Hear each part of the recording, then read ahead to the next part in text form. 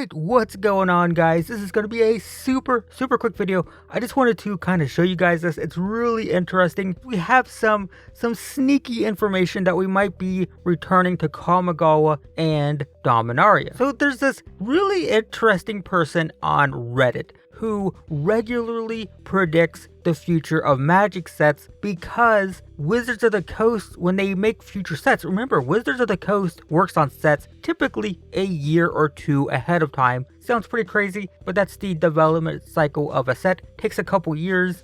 When I say a couple years, by the way, they don't actually have cards done 2 years in advance, but they start the preliminary, like, here's the set we want to do, here's the setting, here's the world we want to go to, so on and so forth.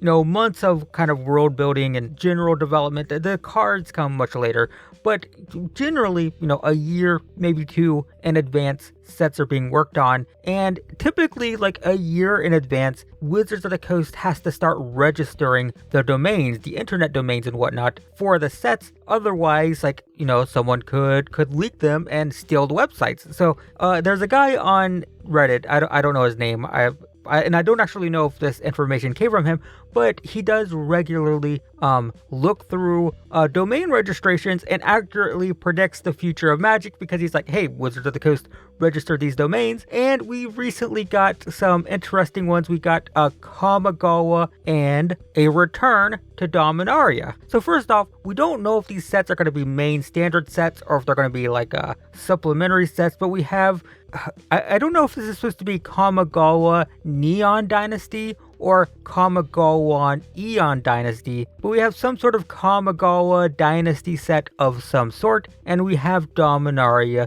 United. So, first off, if you weren't around for the original Kamigawa, it was sort of, it was sort of the first, like, top-down real-world mythology set. That's not really true, because technically, in the very early days of Magic, we had, like, Arabian Nights, we had the Portal sets and stuff. There's always been some influence of, like, real-world mythology and sets, but Kamigawa was, like, the first, like, card for card, you know, tale for tale, just an actual mythology going into Magic, and it was vastly underpowered. I remember when Kamigawa came out, it came out right after Mirrodin, which was one of the most overpowered sets, like, ever. When you think of, like, the most overpowered sets that have ever been released, you think of, like, Urza Saga, Mirrodin, you know, maybe Eldraine. So it's very weak in comparison to one of the most powerful sets in Magic, and it didn't impact standard. I think it's basically, I'm going to have another video of this coming up soon, but it's basically like the Strixhaven and D&D of its time. It's not that it was necessarily terrible, it's just that it was very weak compared to Mirrodin. But the big issue is, because it was so weak, it fell flat on its face. It did not do well, it did not sell well. Actually, it created, it's weird to think about, but it sort of created a Magic the Gathering end times. I think it might have been a coincidental timing, but Kamigawa failed, and then, like, the player base massively shrank right after it.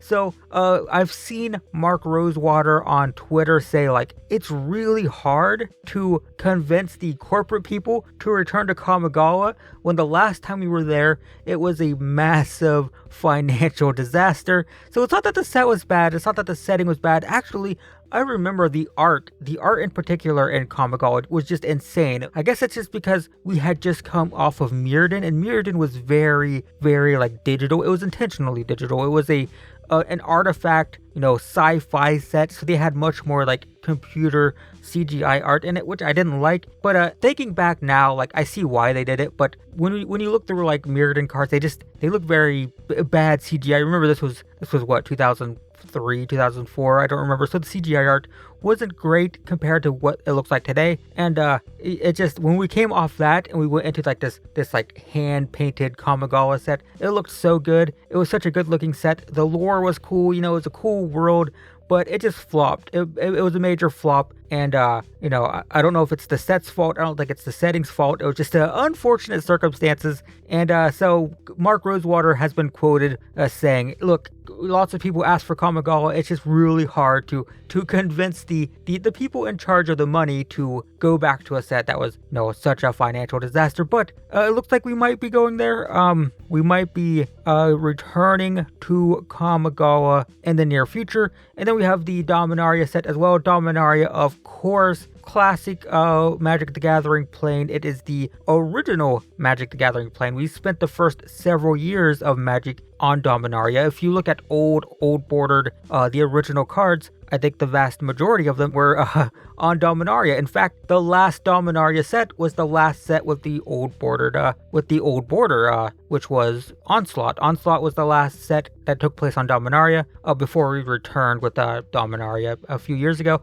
But Onslaught was the last set on Dominaria. Then we went to Mirrodin, and then after we went to Mirrodin, we started plane hopping. Right, went from Mirrodin to Kamigawa to Ravnica to Shards of Alar with Time Spiral, whatever. Oh yeah, we didn't have to return to Dominaria with Time Spiral. But the point is, it's the old OG original Magic plane, the high fantasy plane that we all kind of fell in love with, at least if you're an old guy like me. And the last return was a few years ago. It was 2017, 2018, when was that? I don't remember. But we went there a few years ago, and it was a huge success. It was a huge success, I think, because Richard Garfield was a part of the development team. It was a very flavorful, sort of nostalgic set, and also the draft was really, really good. So it was a solid set. That doesn't necessarily mean that this new set will be just as good. We don't know if Richard Garfield is going to have anything to do with it, but it's pretty cool that we are returning to a couple of sets, a couple of planes that are well liked. I think the big issue right now is as I'm recording this, we're going to be returning to Innistrad, and we know we're going to be returning to Dominaria and Kamigawa. So where's the original sets, right? It seems like once or twice per year, we get like a really original set. And so far, we don't really have any news about that. So hopefully there's some originality. You guys know, if you follow me regularly, I complain about it from time to time. You know, I like stuff like Strixhaven and Ikoria just because I like, you know, new, unique, and interesting planes. So hopefully we get, you know, something that's just not a revisitation of an old place that we've already been to. Not that it's, you know, it's cool. It's always cool to go back to Dominaria. I started playing back in Dominaria, I guess, technically. So it's always cool, but hopefully we get some other stuff. But if you've been wanting Kamigawa, I know there are a lot of, there's like a niche super fanboy community who just constantly ask for it. We don't know 100% for sure. We should wait for an official announcement. But if these domains are any indication, there's a chance we might be returning soon, and hopefully that will make some of you guys, I'm sure some of you watching this are a super big fan of the set and stuff, so I hope some of you are looking forward to that. So hopefully that makes you guys happy, because I know there are a lot of you out there. And Dominaria, that's always cool. So there you go, guys. Just wanted to make that quick little announcement. We'll see what happens, but for now, thanks for watching, and I will see you in the next one.